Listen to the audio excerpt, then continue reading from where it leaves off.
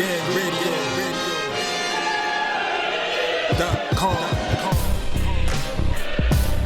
Take over. Last mission. Final boss mode.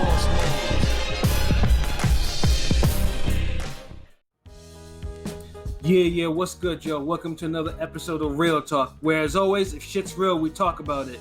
I'm your host for tonight, Pat Scoper, the New England represent, and as always, I got my man with me, and we'll let him introduce himself. What it do's, LB, Lauderdale Boss, aka Shuttleworth the God, the GOAT artist, the Soul Wars creator, RingGangRadio.com in the building. Yes, sir. Ring Gang in the house forever and always. And as always, I got my other man with me. I'm gonna let him introduce himself. What up? You already know who this is. Your boy King P, Bodega Boxer in the building. Ring Gang Radio forever and always. Let's get it. Hey, Bodega P, straight from the sewer tonight. As always, keeping our city safe from all types of mutated creatures and aliens with brains in their stomachs and Japanese niggas that have metal over themselves, all that good shit, bro. And as always, we salute your service. You know what I'm saying? Keep our city safe for the kids, because Ring Gang loves the kids. But anyways, we had a fairly entertaining weekend of fights this past weekend. It felt good to actually have a day of boxing, starting I think at 2 p.m. Eastern time, and then just having maybe a 2-hour break, and then have some more fights after that. It was wonderful. We haven't had any. We haven't had any of that this year. Or if I did, I can't remember if we had any pre-COVID. I don't think we've had any at all, honestly. Yeah. This is like a boxing holiday last weekend. Yeah. Reminiscent of the last time Dillian Whyte got into a good scrap, and then you had the Dillian Whyte Oscar Rivas fight, and then you had I think Povetkin was on the undercard, or I'm not sure, but I know you had Pacquiao Thurman later that day, so yeah. That's the type of holiday for boxing you like. So yeah, I remember I caught a boxing high from watching Pacquiao Thurman, because I was in the theater with that. That was a good day. That was a good day. Cause I was over the moon ever watching that shit in the theater. So yeah, you absolutely right. Thurman lost, so it wasn't a great day, but it was a good day. Of course. But yeah, no, it felt great to have all that boxing on TV, and then with fights, that are heavy hitting fights, starting with the fight card on DAZN, the last of the Fight Camp series that Eddie had put together. Now, if you have been following the Fight Camp series, Eddie is pretty much, Eddie had been holding, his cards on the front lawn, of his mansion, home, office, whatever you want to call match room over there. That's his property. And if you're and we first talked about it before, I always said this reminds me of some Mandingo shit, and how it's all set up and whatnot. But the cards were pretty much, they were domestic cards. They were just they were your British level cards, British talent and whatnot. And so they weren't a big impact in America, but obviously if you watched them, they were fairly entertaining cards. Yeah, it was UK's version of the damn Top Rank, Yeah. Maybe on a lesser level, because even Top Rank had slid in some title fights and exactly, and this some one named guys. Yeah, this one was just a whole bunch of European titles. This European titles that. For those first 3 fights, And then they say, "Oh, look, we got Povetkin, Dillian Whyte, and we got Persoon Taylor, number 2." Yeah, Taylor Persoon. Yeah, so that fight, the fourth card, with those 2 fights on there, automatically made it a must see. And then it was the most anticipated, double header, fight for the whole summer, really. Yeah, pretty much. When boxing came back, that's the fight everybody wanted to see. Exactly. And it could have not come at a better time, because DAZN's been under a whole lot of other stuff, which I'm sure we'll probably talk about in a different podcast, depending how certain things play out in the next couple of months. Well, kind of drying up. But this was a card that they needed, and it did deliver. And it did deliver in spades. I mean, obviously, first they had the three undercard fights. and they were entertaining. You know, Yes, they were. The welterweight fight with Congo and Clay was pretty good, and then you had the guy that damn near talked like Ivan Drago. You know, was talking about I don't have any friends. I'm going to kill the next person that's going to be in the ring. You know, talking. You know, I mean, dude was talking not so nonchalantly.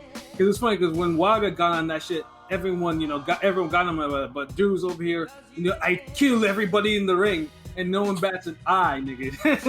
I mean, because he's Croatian, like not too many people heard of him. Like Wilder's a heavyweight or was the heavyweight champ at the time, so yeah, it's a little different, man. And then America, we look at boxing as in America as like one of the pinnacle of boxing sometimes, or at least if you want to go major. So.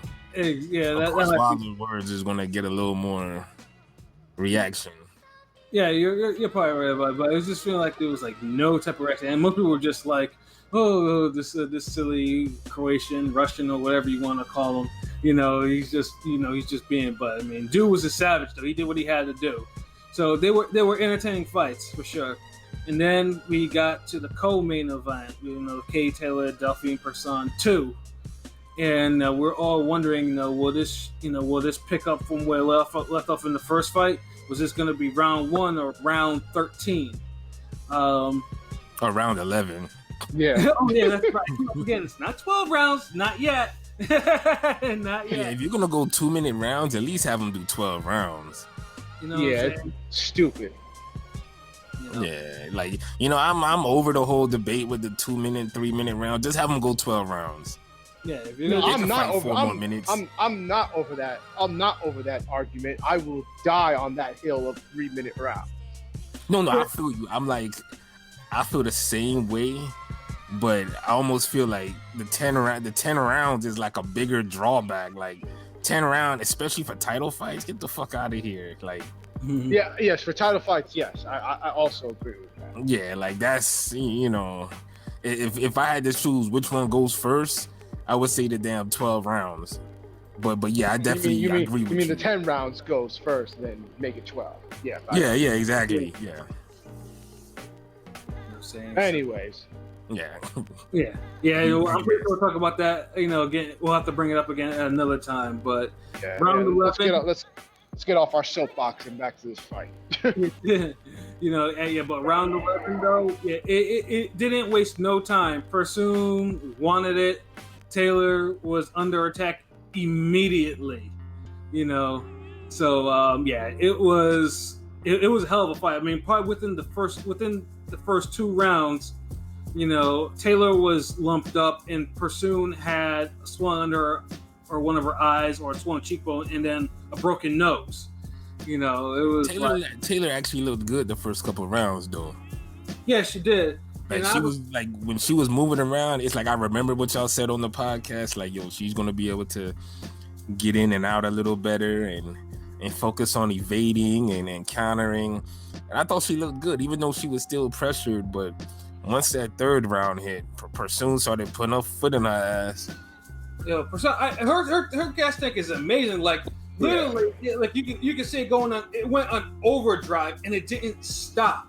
Yeah, I mean, I thought Taylor did much better in this fight than in the first fight. But once again, she just didn't do. She played into Persoon's fight and just fought the wrong fight. She did the movement in the first couple of rounds, and then I noticed by like round 4 or 5, she just was basically just trying to stand and kind of because I had mentioned that she also needs to stand her ground. And trade with Persoon, not let Persoon back her up.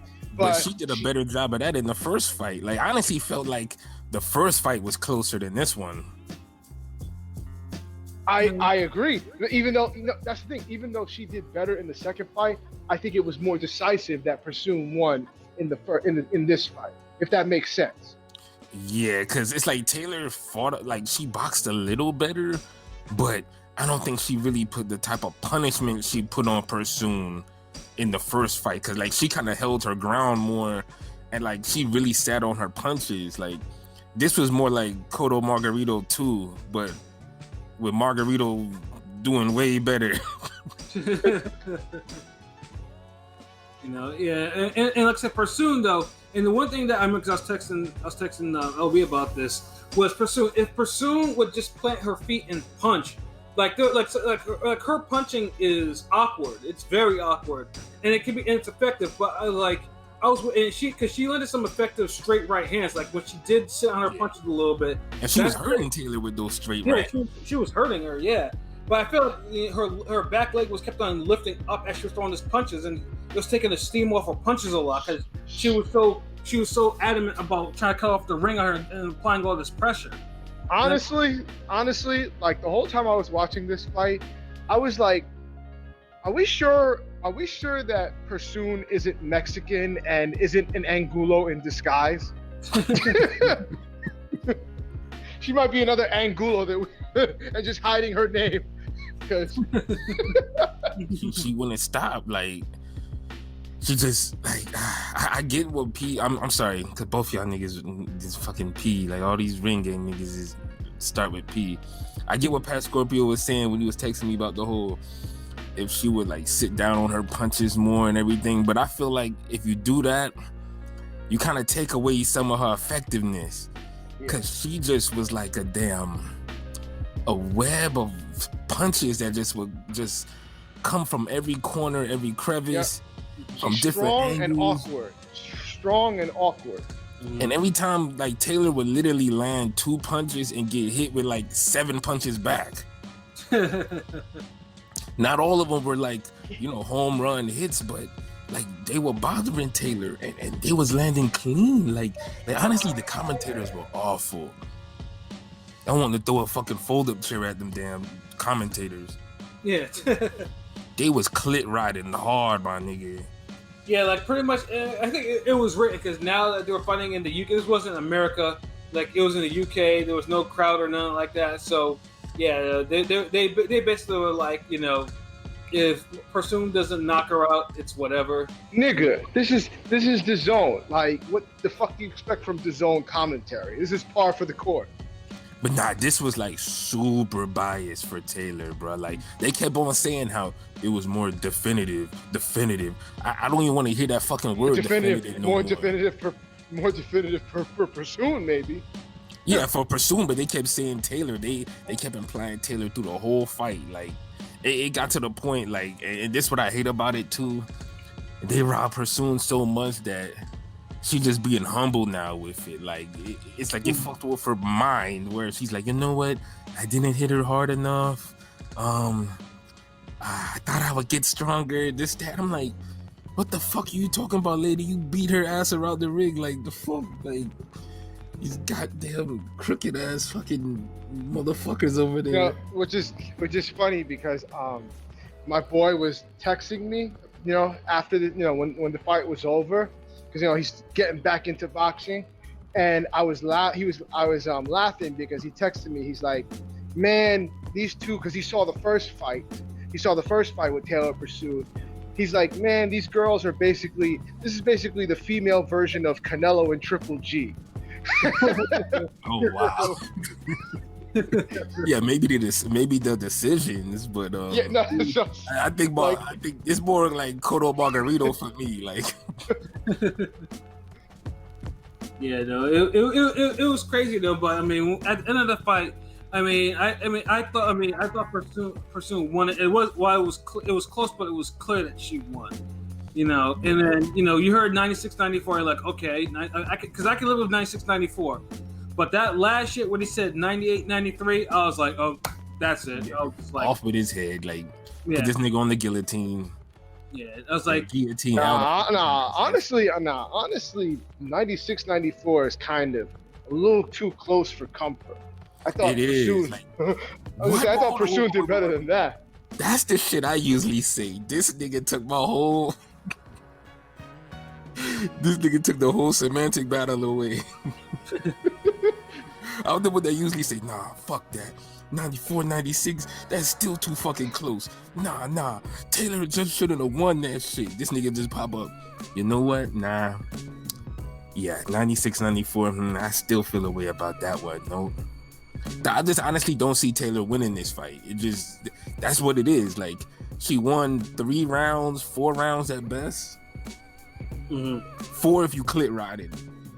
Yeah, but that 98-93 score though, good lord. Yeah, that was horrible. Like that's an Adelaide Bird score. Yeah, I was like clearly. I had it 97-93. I'm like, Yeah. so 96-94 was a little too close. Yeah, but Taylor just ain't win that shit to me, bro. Like I feel like she just got outworked, and shout out to my nigga Keith Soprano. He felt the same way, and we was asking like, yo, you notice they ain't showing no punch stats. Right, yeah, they didn't want anyone to say, okay, whoa, wait a minute, look at this activity, bro. What's going on here? Like, Persoon landed more. Persoon had to land at least 50 more punches, and it's crazy how they have 2-minute rounds, and she's landed more than niggas fighting. Yeah, now imagine if it was 3 rounds. Like, yeah, jeez. Like, why y'all keep robbing Persoon, bro? Like, this shit, like, I don't know, this shit just irks me, man. Like, now we don't even have a trilogy fight. Yeah, they might as well just cash out Taylor against Serrano and be done with it, because she's looking funny in the light to me. She's looking more like a pretender. Yeah, I think it's like her run is over. Like, yeah, these Persoon fights, man. I seem like they look like they took a lot out of her, and or maybe she's just because my boy was trying to get me out of that. Like, Persoon's not a fake, but it's just I don't know. I haven't never really been impressed with Taylor. But like my boy's like, nah, it's fine. She's just a hard matchup for her. Persoon's just a hard matchup. She's her Junior Jones to MAB. on steroids, shit, with an Energizer bunny rabbit, like. Yeah, and I agree with your boy, P. I mean, I don't think Taylor's a bad fighter, but I think it's just that matchup with Persoon, like. I don't think she's a bad fighter. I don't think she's a bad fighter, but it's just. I just don't think she's all that cracked up. I don't think she's all that she's cracked up to be. Yeah. Honestly, I've been more impressed because I've watched both of them a lot. I've been more impressed with Michaela Mayer than I have been ever for Katie Taylor. Agreed. Fucking agreed. I could agree with that. Like, Mayer just seems more composed. It stays behind a steady jab. Power with both hands. Just moves her head more. Like, yeah, I definitely agree on that. Yeah, I mean, but Mayer kind of rubbed me the wrong way when she didn't know what within the distance meant. That just rubbed me the wrong way. She can fight and all, but I have a thing with fighters who don't seem to know certain things. Well, she was a model turned boxer, so I mean, it is what it is. Yeah. Yeah, it's just the fact that she's fighting harder than these grown ass men is the damn problem. But it's for sure a fight of the year candidate. It might actually it might actually be a front runner. Of course, if until September hits, we should actually get something. That's something that should surpass, and if we don't, we're in trouble. So so far, what was the best fight of the year so far up till now?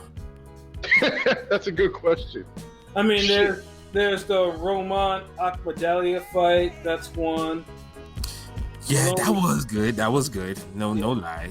And then Maloney Franco. That was good. Yeah.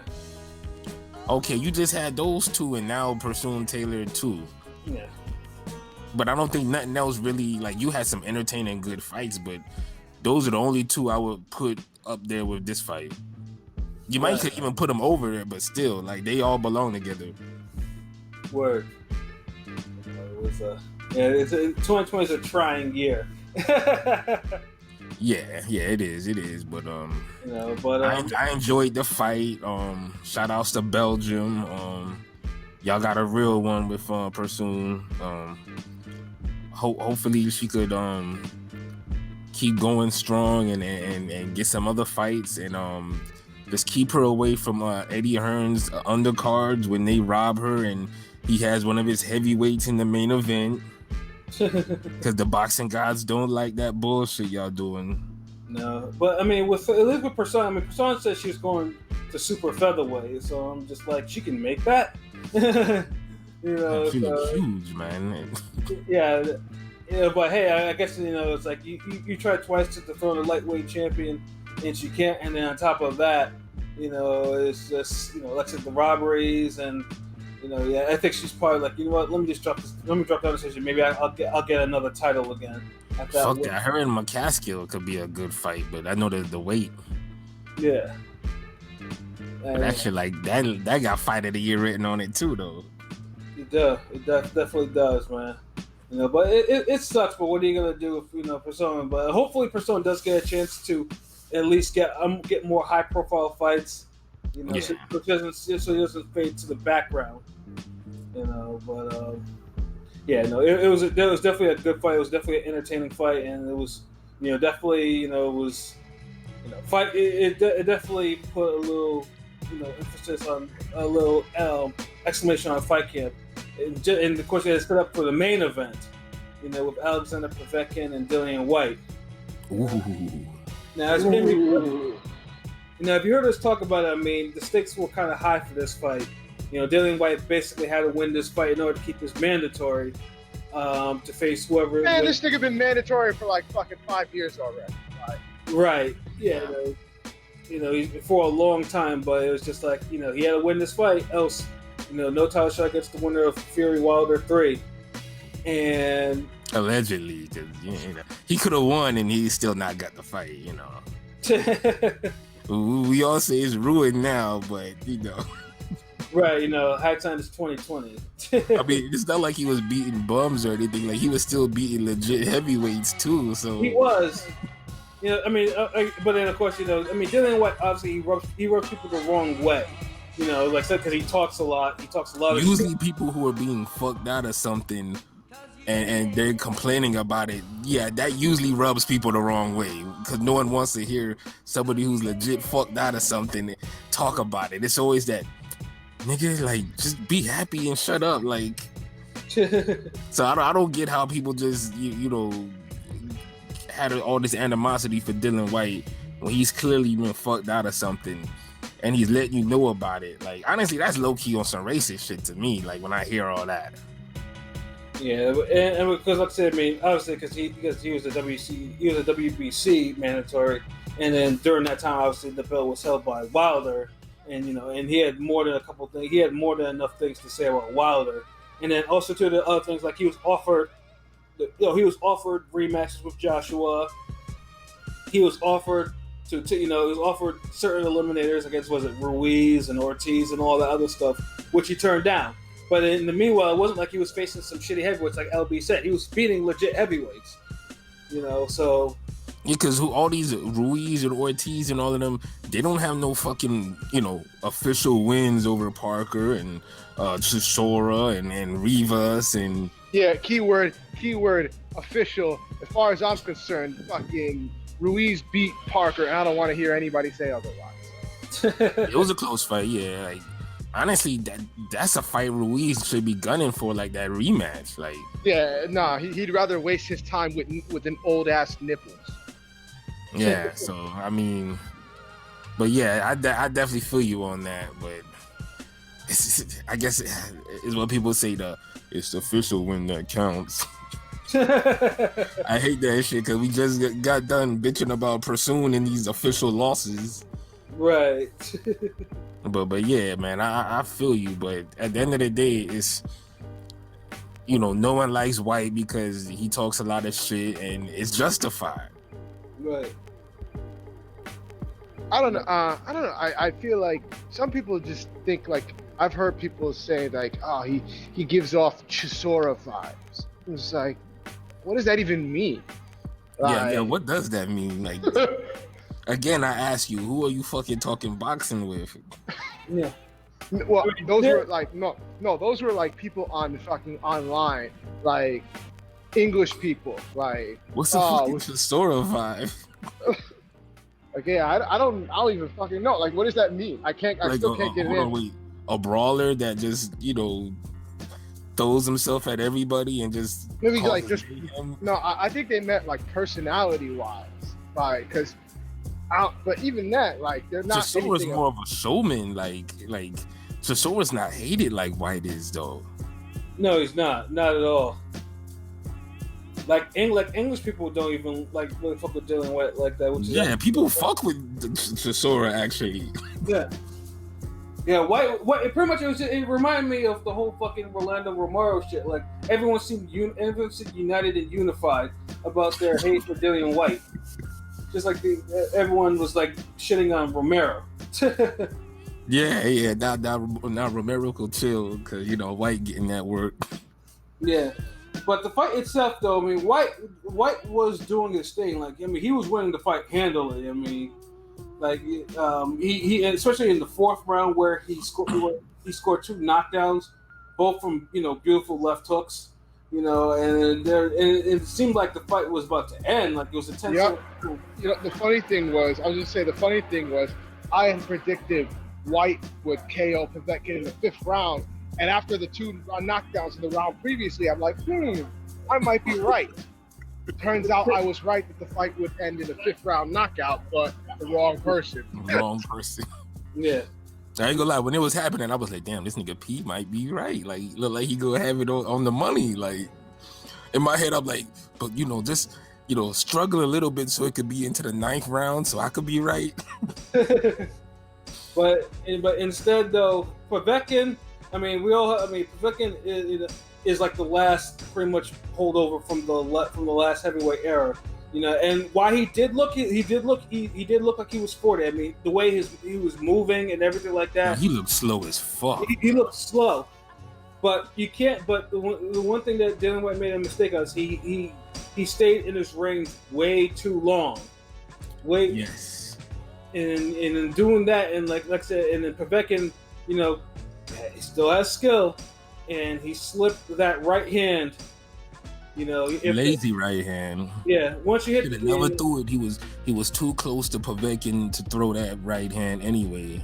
Right, and it was technical too. Slip the right hand, and then throw the uppercut with the other. And the uppercut was like boom. Like I heard that my subwoofer was like, it was like whap. I was like, oh shit. And then you see this motherfucker fall like a tree. Timber! Like the referee didn't even bother to count because this nigga hit with the ring cushion, the apron cushion. Like he was out cold, bro. Like, That shit was a devastating damn comeback knockout. Like, yeah. Because Povetkin was getting whooped, dropped twice, but I don't think he was taking like some hellacious beating. No, it was just more or less he was looking at his age. It looked like he was just he was catching some, but one thing this made me really. I said that I thought Povetkin would show his age. Yeah, boy, he did, but he showed experience and wisdom with that age. Yeah, and like I said, that uppercut was just. I mean, White was out there out cold with his eyes open, bro. Like he was out. It didn't help. It didn't help that White had his hands so damn low. But I think that was on purpose. I feel like Povetkin might have set him up for that.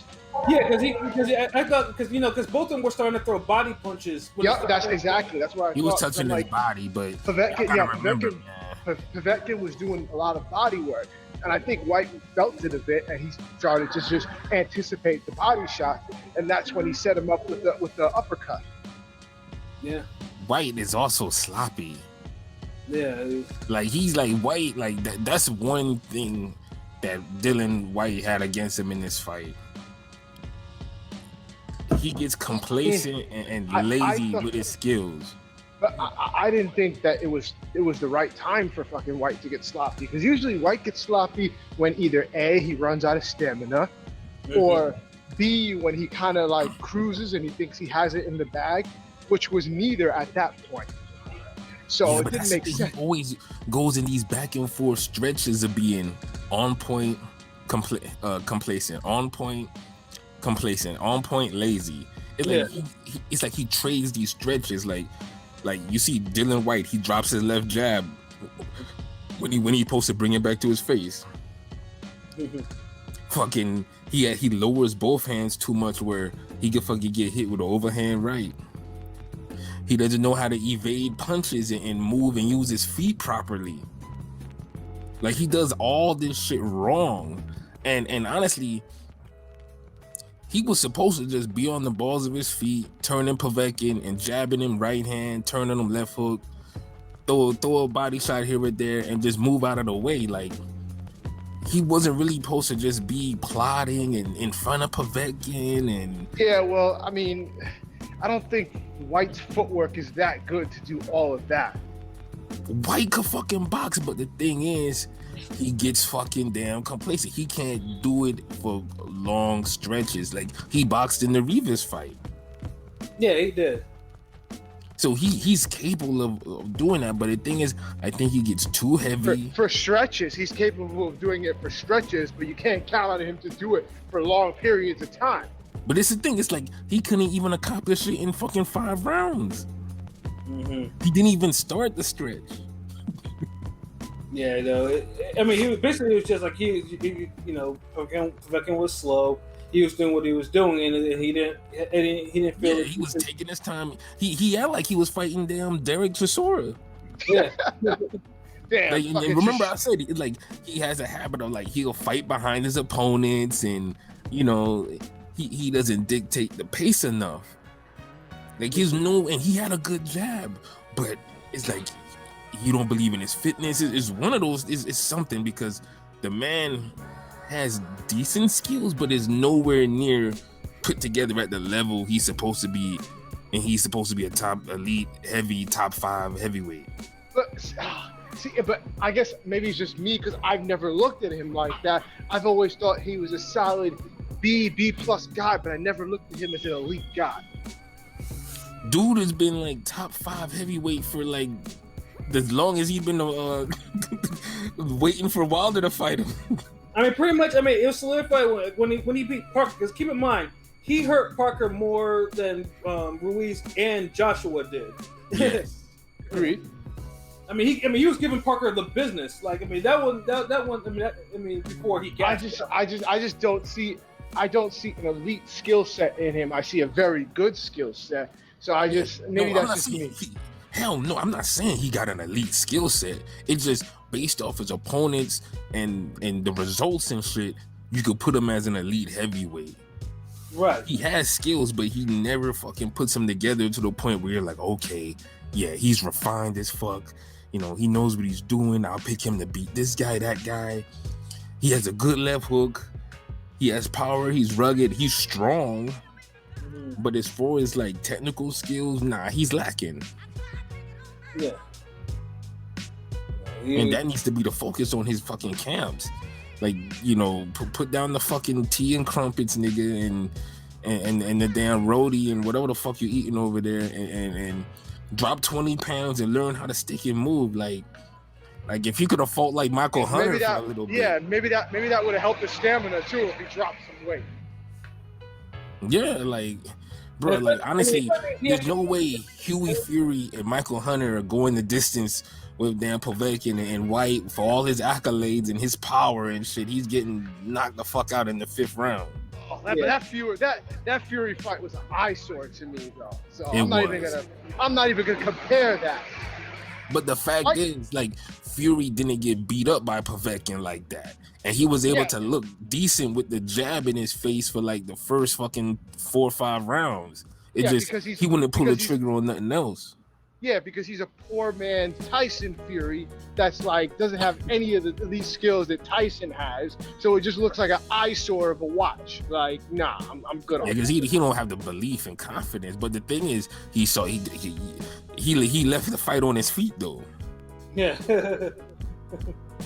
he was able to fucking stick and move and survive. Well, all I'm trying to say is that if you know, because of the way, I'm not surprised they went the distance because of the way they fought. If Michael Hunter fought the way Whyte fought, he would have got starched. No way he would have went the distance. Word. But that's not in Hunter's way to fight though. The thing is, Hunter, he has the movement and shit, but he doesn't know when to fucking go on the offense and then pull it back. It's like he does the opposite of Dillian Whyte. It's like you need a guy who can fucking But that's the thing. But that's the thing, and I like Hunter, but he is basically 100% a spoiler nigga, and he fights like a spoiler nigga. So spoiler niggas are gonna go the distance because they fight the spoil. Yeah, but it was a draw distance, meaning he did enough offense it had to go a draw. So if he would have fought better, he could have won. Yeah, so that means That's the difference. Like the fact of the matter is, Hunter and Fury are not on White's level, and they found a way to see the fucking final bell. Yeah, that's all I'm saying. And they're not no great technical boxers, but they can box a fucking enough to damn not let Povetkin set them up with damn fucking traps that you set up on the novice niggas in the gym. Yeah, no, I get what you're saying. I just thought that White looked so much more impressive than those two. It's just he made a mental midget mistake that you make when you start. So yep. Like, and that's boxing for you. I mean, yeah, you gotta Povetkin too dangerous to damn be complacent that early and not have those refined skills. Like Dillian Whyte, he fought the Chisora rematch just like that, the same pace, letting Chisora wail on him and shit. Did the same thing with was it nah I'm thinking of Whyte Takam. I'm sorry, Chisora Takam, but he fought Chisora in the rematch, that same semi-aggressive, lazy hang back and let me just look for the punch that comes. And it came. It came, but I mean, you know, there's levels between Chisora and Povetkin. yeah, I was gonna say you can't compare Chisora to Povetkin. Chisora is not nearly as dangerous. And the fact that he let Chisora land so many punches on him and get to that point is still not a good look. Right, and Chisora was actually winning that fight on the card too. Exactly, bruh. Mm-hmm. If it gets to the point where Chisora is winning, gonna look like he's gonna win a decision on you, there's a problem if you're supposed to be a top 5 heavy. Yeah. That you're not supposed to be. Chisora's not supposed to be up on the scorecards against you if you're in the top 5 of the heavyweights. Well, then that just shows to me, like I've said, I don't look at him as a top 5 heavy. So who will you pick after him from the last 5 years? Okay, I'm not like he is a top, like he's a top 5 in the sense that because of how bad the division is, I don't look at him as like in talent a top 5 guy. Like it don't matter the talent. He got other shit that make up for it. That's the thing. It's like you trying to base it off of talent. We're talking about off resume and what they done. There's no one, you can't put nobody else above him besides Wilder, Fury, Joshua, and Ruiz. But I'm saying it's that, and I understand that he has the resume of a top 5 fighter. But when you see some of the fights he has, and you see a guy like Chisora landing on him with a top 5 talented fighter, to let a guy like Chisora wail on him like that, like no, I see the limitations. I'm not as high on White. That's all. I just me. Oh, I mean, we know you ain't that high on this nigga. Like, but you're not making the official boxing rankings for these niggas. Who you gonna put above him? Luis Ortiz. I'm not high on him, and y'all stay ranting about that motherfucker. No, I don't rant and rave about him, but I think he's talented. But he's never been top 5 though. No. Yeah. Is what it is. Yeah. No, I'm just saying. Yeah, but I mean, either way, like I said, obviously, as devastating as a loss is, I mean, obviously, yes, he lost his mandatory decision. And then with this loss too, because originally I thought Povetkin would inherit his mandatory like immediately, but the WBC put out a statement that's like, yeah, because of that, they're not going to like call the mandatory for Povetkin, so that clears a hurdle for an eventual Fury Joshua unification if they win. Yeah, because Fury was gonna fucking drop the belt if it was Povetkin. Yeah, and then and we would. Honestly, I don't blame Fury because remember he only fought his brother because Povetkin turned down the damn Fury fight last year. Mm-hmm. Yeah, so I mean, Fury probably looking at it like, shit. When I didn't have the belt, you ain't want to fucking fight me. Now I got the belt, I'm supposed to fight your ass. And you ain't even KO my little brother to compel me to want to get revenge. Mm-hmm. So yeah. Yeah, no, but I mean, that's one good thing. Like you said, because pretty much now it's just like Joshua gets by Pulev, and Fury gets by Wilder, and bam, we got a huge fight for 2021 for the heavyweights, for all the marbles. You know, but And somewhere Dillian Whyte is kicking himself. yeah, but Dillian Whyte has a rematch clause apparently. So Eddie's They're trying to enact fast as fuck, but for a dude that got knocked the fuck out, I don't know why would you trying to rush that shit into November. Hearn. Yeah, I mean after 3 months, I mean usually it's like 60 days. They get a mandatory 60 days for losing by knockout, especially how he lost by knockout. And dude was put to sleep. Oh, and just FYI, not that it means anything. Huey is Tyson's cousin, not brother. Cousin, brother, the other fuck. Yeah, I was like, I was in my mind for a minute. I'm like, wait, did he call him his brother? I don't think they're brothers. My bad. No, it don't matter. It's just me being a semantic ass nigga that I am. Cousin, yeah, you're absolutely right. But I think they ain't should. one with a better cousin. I think that they should run it back, White and Povetkin. But it already looks bad that he has the first L. So either way, even if he wins the second fight, it's like, like. And I bet you anything he won't stay on the inside. I bet you he'll probably just do a jab and a right hand and shit like that. There ain't gonna be no work on the inside of no body. He's making sure he's gonna stay away from Povetkin. Which is what he should have did the first time. If Povetkin's able to land consistent body shots on you, you fighting him wrong anyway. Indeed, like it's. I mean, he was having success even on the inside. It was just mental midget mistakes again. It's just like all the mistakes and flaws White had. If you just could stay on somebody long enough, they'll unravel. And I feel like Povetkin, he's been dropped before, he's been hurt. Mm-hmm. Shit, fucking David Price was whooping down Povetkin's ass. So he knows how to take a hard punch, man. And he could come back unless you got that Joshua, power on him. Right, and mostly, and more importantly, someone needs to just do to not get hit by uppercuts. I mean, the 2 times he KO'd were uppercuts. Joshua KO'd him with an uppercut, and now Povetkin. So I mean, someone needs to teach him. Yo, this nigga the J-Rock for heavyweight. and honestly, didn't Povetkin land a murderous uppercut on Joshua? He did, and he ate that shit. Yeah. And Joshua was chinny, So you can say that, but I think White more chinny.